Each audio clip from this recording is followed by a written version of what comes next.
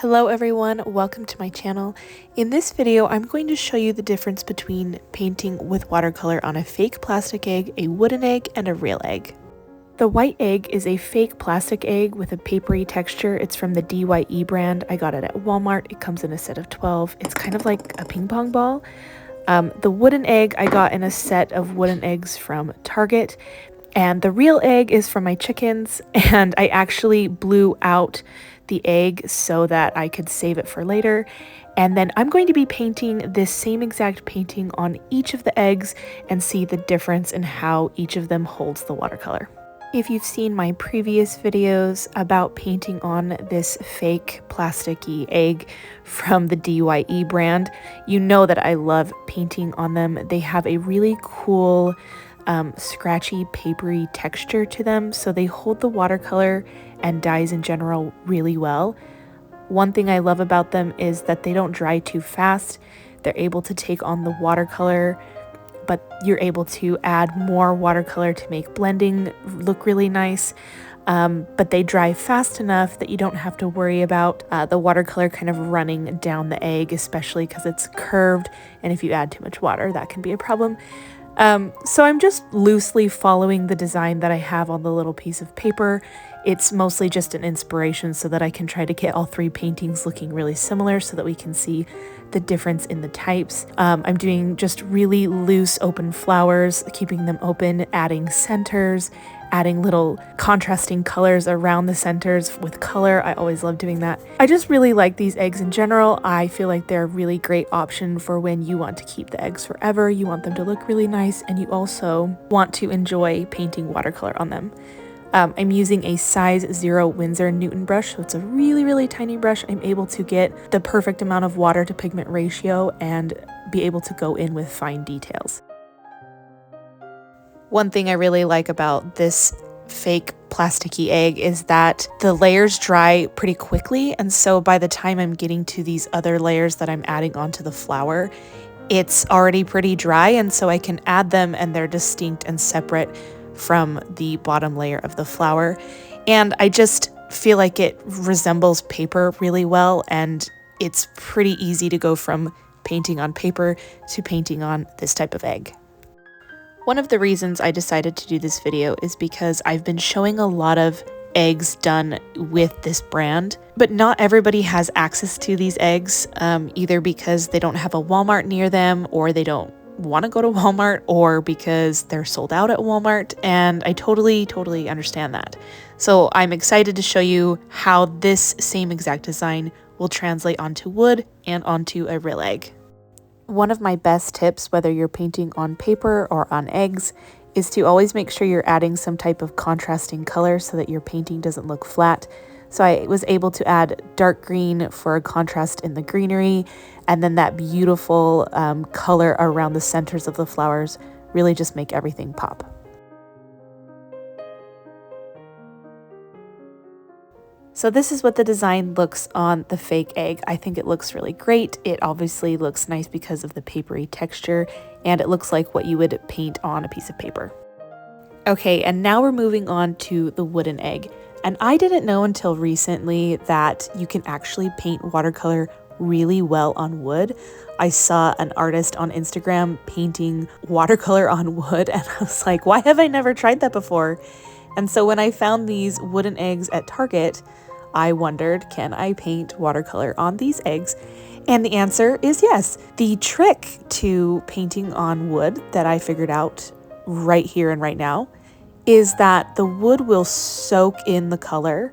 And so you kind of have to do multiple layers of just the one color. So instead of layering a darker color on top of a lighter color, you kind of have to do multiple layers of that same color as the watercolor kind of soaks in, or it just looks a little bit dull. I also realized that the yellow that I used on the white egg did not translate well on the wooden egg, and so I changed the color to a brighter yellow, and then it looked more like the orangey yellow that I had on the white fake egg. Something I liked about painting watercolor on wood was that it dried really quickly because the watercolor was soaking in. I thought that allowed me to move around the painting really well without worrying about anything blending that I didn't want to. I also liked that the colors were a lot more vibrant than I expected painting on wood, even though this is a brown egg, so the colors look a little bit dull naturally because of the color of the egg. I thought the colors popped better than expected. So on the flip side, because the watercolor soaks into the wood, there's really no opportunity for blending the watercolor on the painting. But I think because the style of painting I'm doing today is kind of flat and I'm building the layers up, it worked with this design.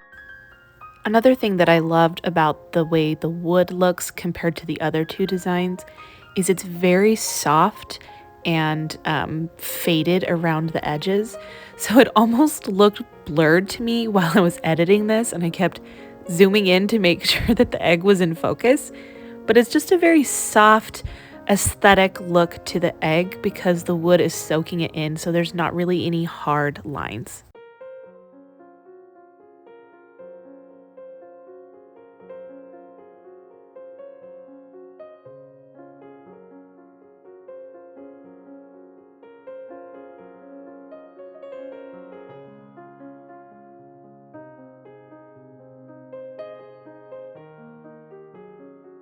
And that is the finished wooden egg, and I honestly love this way better than I expected. I love the faded, soft look of it.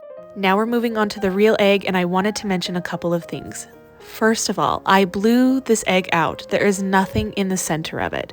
So if you are going to use a real egg, I would either blow it out or obviously hard boil it first.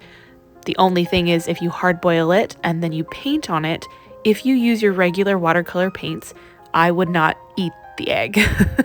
So it would be for show, and with egg prices these days, you might not necessarily want to do that and then throw it away a couple of days later. You could use either non-toxic watercolor paints or you could make your own, and I also have a YouTube video about how you can make your own non-toxic watercolor paints from ingredients you have in your pantry, so you could check that out. I love painting on actual eggs. I know everybody loves painting on fake eggs, but I love painting on actual eggs, and I forgot how much I love it until I painted it for this video. It looks so vibrant and clear. I felt like the design on this egg ended up looking the best. Here are the pros and cons. So it doesn't have paper texture like the fake egg, and it doesn't have the ability to soak the watercolor in quickly. So the watercolor tends to puddle and take a lot longer to dry. So if you're going to paint with real eggs, you can see I'm picking up some of the puddles of paint. So you can pick up some of the paint, and you're just gonna have to be patient and let it dry a little bit longer than the other eggs. Personally, I think it's worth the wait. I feel like the way that everything blended on the real egg, the colors, the vibrancy, how everything ended up looking, the crispness of it. This egg is blue, so it kind of distorts some of the way the colors look, like the yellow and everything.